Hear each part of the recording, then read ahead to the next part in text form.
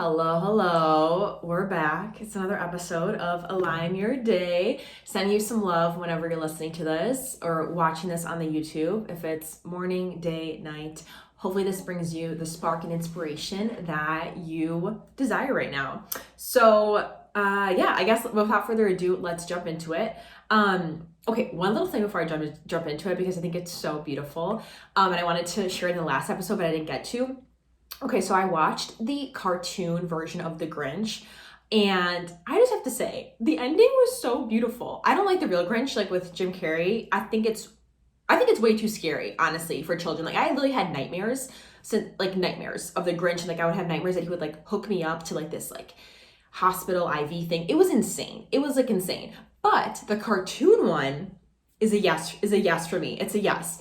And I just thought it was so beautiful how like the Grinch seeing Cindy Lou like really open her heart up and like sing and really get into those Christmas carols. So spoiler alert if you didn't see it, but like when he saw her like singing, that allowed his heart to like get 3 times bigger just from seeing how immersed she was in that song, in that love, allowed him to like find that within himself. And I just thought that was so beautiful. So a little note about that and a little note about I guess allowing the people around you to kind of spark that love that's always within you and finding that within yourself, right? Like how can you deepen that love within yourself, that base of love, that base of self-compassion, of I guess just like deep love is the word that's coming through. Like how can you increase that within yourself based on whether things you see externally or just finding that base within yourself internally. I just think that's so beautiful. So a little note there, but it kind of ties along with, I guess, today's topic. And today's topic is how to make yourself a priority even when you're busy. Specifically, I'm going to say this is a people pleasers edition. So how to make yourself a priority if you maybe identify as a people pleaser, you're super busy. It seems like, I don't know how that's going to happen. I don't know how that would tangibly look in my life. I feel like maybe you set goals, you set, things to do for yourself, or you want to prioritize yourself. You want to make sure that, you're saying yes to things because they're a full yes to you, and not just saying yes to make other people happy. Maybe you're sick of like worrying about other people's emotions when you're out and like having to worry about everybody else and not really knowing what do you want, what works for you. Maybe you are, you're in a relationship and you're like, I feel like I was just doing this because I wanted to please this other person, not because I wanted to, find pleasure within myself. And this was a full yes for me. Been there, done that. Like I've done so many things in past relationships where it was literally just out of pleasing that other person versus asking myself, what do I really want? What really honors me? Maybe you're in the dating pool and you realize you tend to mold yourself to the people that you date just so that they can maybe find you attractive or like you or want to pursue you. And you really want to own your own uniqueness, really want to step into your worth more and make sure that, you're being your ideal self and then getting that match externally. So in whatever capacity this resonates with you, I hope that this provides some really tangible keys, some steps so that you can start to make yourself that priority. And this will be really, I think, a good baseline to help you. And maybe it might even be like different than you would have normally thought about it. So what's really key, like the first key, and this ties into, if you want to read more about it or have more research on it, this ties into parts therapy, parts work. This was part of my certification. I'm a fully certified life coach, and this was part of my certification. We did a full module on parts work, parts therapy. So if you want to read more about this, you're really curious, I encourage you to do extra research, but I'm just going to say like what is beneficial from that in today's message. So basically, the root of parts work is that we all have different parts within us, right? It could be our inner achiever. It could be our people pleaser, which is what we'll talk about today. Maybe it could be your inner mean girl. It could be your inner, your inner like curiosity, that party that always has questions and is curious. So it could be parts of you that can be perceived as quote unquote positive or quote unquote negative, right? Maybe the critic would be categorized as negative. Maybe your inner people pleaser would be categorized as negative because it's not leading you to really being authentic to yourself or whatever the case may be. So that's like the first baseline. The second thing to note is with parts work, with parts therapy, it's very important. It has like an underlying message that all parts actually serve a positive purpose for you. They actually are fulfilling a purpose for you that's positive because it's keeping you safe. So they all serve like a positive purpose, and that purpose is to keep you safe. So the ways that they may try to go about keeping you safe may be negative, like that people pleaser might try and please everybody in order for you to feel safe. But at the end of the day, its core job is keeping you safe, right? So it's doing something to keep you safe, and it actually, when you look at it from that capacity, it's actually doing its job quite well, because its core job is to keep you safe and to keep you secure and to keep you feeling like you're not being overcome by threats. So that's like the baseline of parts work and parts therapy. I might have just read it in depth, but I'm just kind of going at it with like a baseline. So when you start to understand that, start to realize that all like parts within you have a positive purpose, have some sort of purpose that allows you to feel safer. That's when you can start to like really make yourself a priority and start to shift into that positively, because you're able to have more compassion for your inner people pleaser. So I'm going to give you like a little example for this. So think about that part of you, right? That part of you that wants to say yes, that wants to people please, that wants to be there for others, that maybe is really, really good at, and it's easy for you to neglect your own needs and just focus on what would the group want? How can I show up best for the group? Like, it's very easy for that part of you to come out, right? And may seem like, and one other thing I want to note is it may seem like that's part of your personality, right? Like a lot of, it may seem like that's like just who you are. You just say yes, you just, help other people. You just make sure everybody else feels good, and you'll feel good because of that. So it may feel like that is part of your personality, right? It can almost feel like that part of you is like your identity. But it's really important to start to separate yourself fully from that part and start to realize, how much of this is, yes, maybe my personality and my identity, but how much of this is coming from a means of trying to keep me safe. And I walk my clients all through a process of this on a deeper level, but I'm going to give you some highlights that you could start to work through right now that can really start to help you.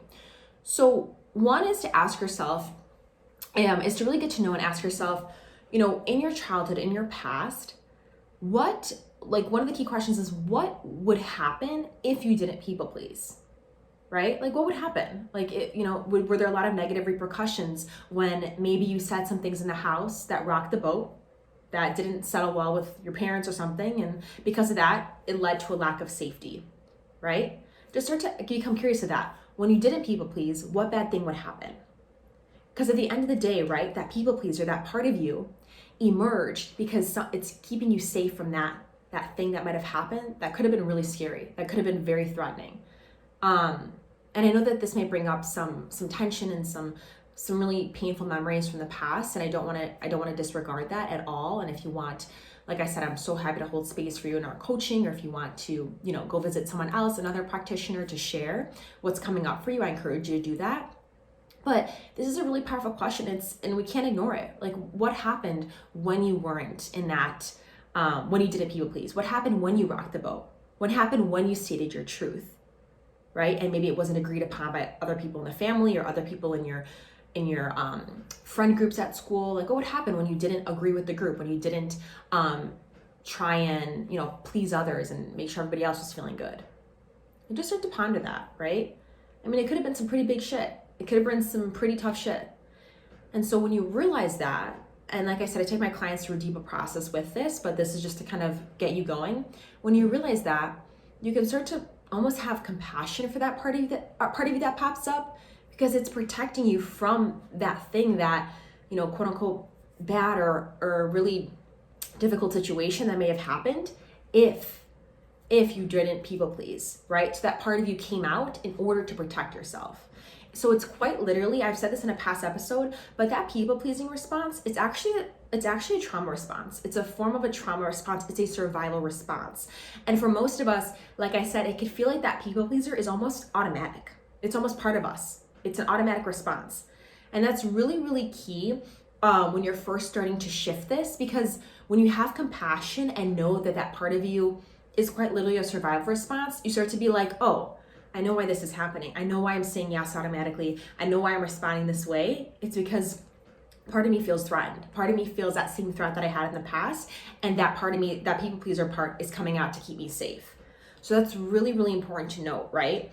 And so how this shifts into the topic of making yourself a priority and really starting to do this is starting to understand how can you create that safety first within yourself so that people pleaser part doesn't have to come out as much to keep you safe because there's not that perceived threat. And I know that this could be a big question. And like I said, I work on this with my one-to-one clients, so that maybe this isn't a 1, 2, 3 answer, but I want you to start to ponder this because this is where you start to take your power back.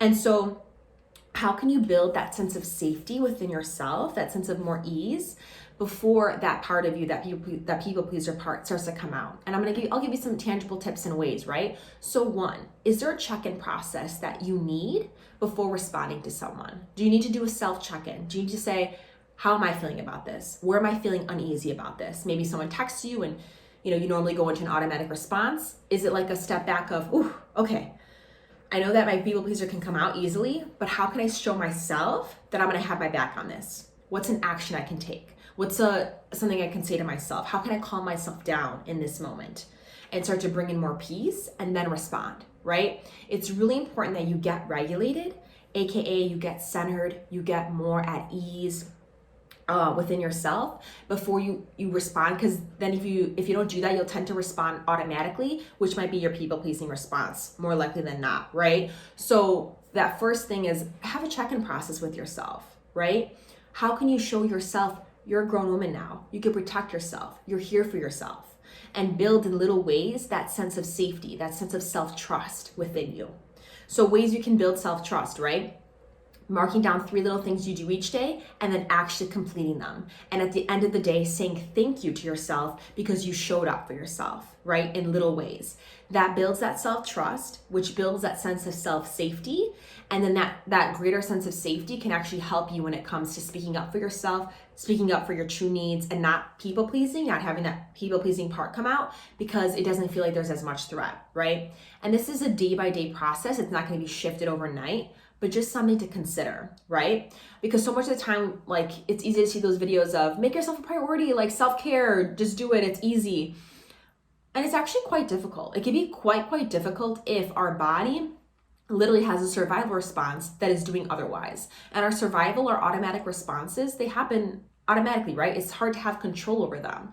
But the way that you can start to, like, quote unquote, control your response and not react in a people-pleasing way is when you start to build that sense of safety within yourself. And that's what I work on with my clients, especially in phase 1 of our coaching. We start to build that base, that sense of safety, get your nervous system regulated so that making those new responses and not responding from your people pleaser or whatever other part of you becomes a lot easier because you built that sense of safety. That's my core foundation in my coaching. But you can start to build this within yourself in little ways by, like I said, having a technique or like a signal that allows you to calm down and feel more at peace. And I have like a bunch of options of different signals for you in my 5-day guide to releasing stress and releasing people pleasing. So if you want to download that, I'll have that in the show notes.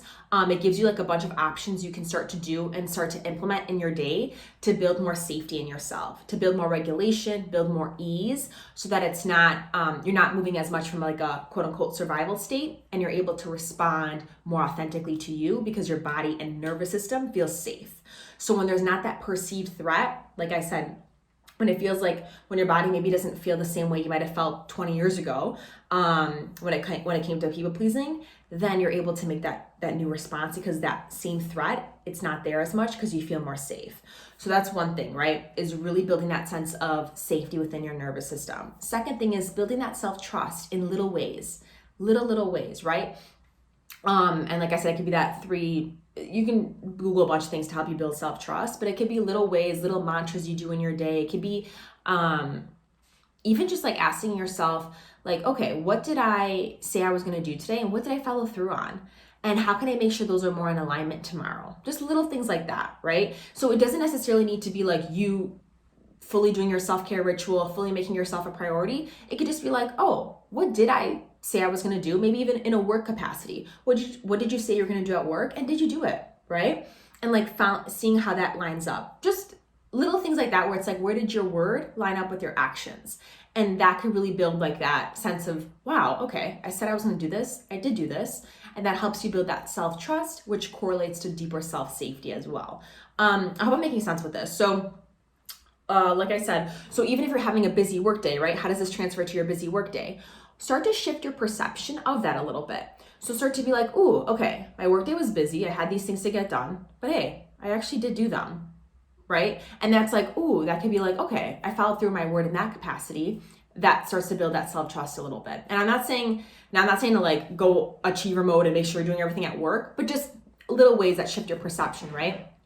And so that's one key. And then secondly is to, what was I gonna say? It's like a little wrap up, right? Is to understand and have compassion for that people-pleasing part within you, because it is that survival response. It was protecting you from something that was probably quite scary in the past if you didn't people please, right? That part of you comes out as that protective mechanism. And so can you have compassion for that part of you, right? And how can you start to build safety within yourself so that those automatic responses don't come up and you actually almost naturally start to make yourself more of a priority because you're speaking from a true response rather than that people-pleasing survival one, right? That will come more naturally when you move your focus to how can I build safety here? How can I build more self-trust here, right? And start to regulate yourself. I have that whole guide for you to start regulating your nervous system and get into that. So when you start to build that naturally allows you to make yourself more of a priority, even if you feel like you don't have time to do so,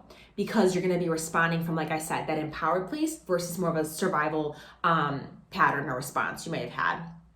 And what else did I want to say? That is basically that. I hope that makes sense and that kind of like shifts your perspective on making yourself a priority. It really comes to building that deeper sense of safety, having compassion for your inner people pleaser, because the more we try to shame ourselves for being like, oh, why did I people please? Why did I do that again? Why did I say yes and I shouldn't have? It's like you can get down that judgment spiral, but when you realize it's literally like almost subconscious sometimes that these things happen and these responses happen because they kept you safe in the past and your nervous system has built up that automatic response. You start to drop some of the self-judgment because you're like, oh shit, like if I didn't people please in the past, this would happen. So that's why this part of me is coming out now and it feels automatic because it's trying to keep me safe in the same way that it may have kept me safe in the past. But what you realize now is, okay, now you're a grown woman. Now it's your job to understand, okay, how can I keep myself safe, build that safety within myself? It could literally just be check-ins throughout the day. Hey, Jenna, how are you feeling? I just ask myself this, like throughout the day, right? 30 seconds. Hey, do you need anything? It could literally just be water, like check-ins with yourself. Simply like, hey, how can I build more safety here? Do you need anything? Water? Do you need to go, get up for a second? Do you need just like to shake out your hands for a second? Little things like that. They don't take time. It's just about signaling to yourself, you're here for you. You're a grown woman now, and you could start to take the job of protecting yourself, showing up for yourself versus having that people pleaser part come out in order to protect you. It's almost like you're doing a role switch. That comes back to what I said initially with that parts therapy. You're almost doing a role switch. Your people pleaser part won't have to come out as much when you start to protect yourself and you start to show yourself, I'm a grown woman now. I can handle things. I'm okay. I could check in. I could honor myself. I could do little things each day that show me that I'm, stepping up and taking care of me. And those don't have to be big things. Like I said, this is applying to your busy workday. They don't have to be big things. They can be small little things. It could be like a little mantra. It could be a wink in the mirror. It could be having a couple extra sips of water when you need. Like it's nothing crazy. It's just that physical process of checking in with yourself, showing yourself you're here, and building that sense of safety by learning to regulate your nervous system, which is like I said, what I talk about in my guide and I work on in my coaching. So those are all keys to shifting that people pleasing part to come out. Like it won't, your people pleaser part won't have to come out as much because you are stepping into that grown woman role of honoring yourself, of protecting yourself, and that people pleaser part won't have to protect you because you're here and you're protecting yourself now, right? In the past, you may have not had, you didn't have the awareness as a 5-year-old to protect yourself and to take care of your needs because that was not your job, right? And so now that you stepped into that role for yourself, you're an adult, it's about taking that power back now and really prioritizing yourself by prioritizing your sense of self-safety and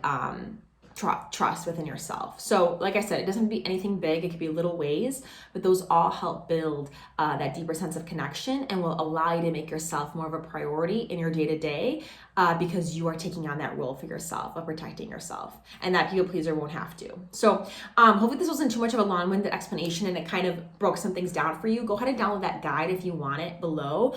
I hope this give like a new perspective and more compassion to yourself, like dropping the judgment. It's okay. Like it might take a while to really shift that people pleaser, to really step into an authentic response, to not overthink and to not want to make sure people are doing okay. And that's okay. That is completely fine.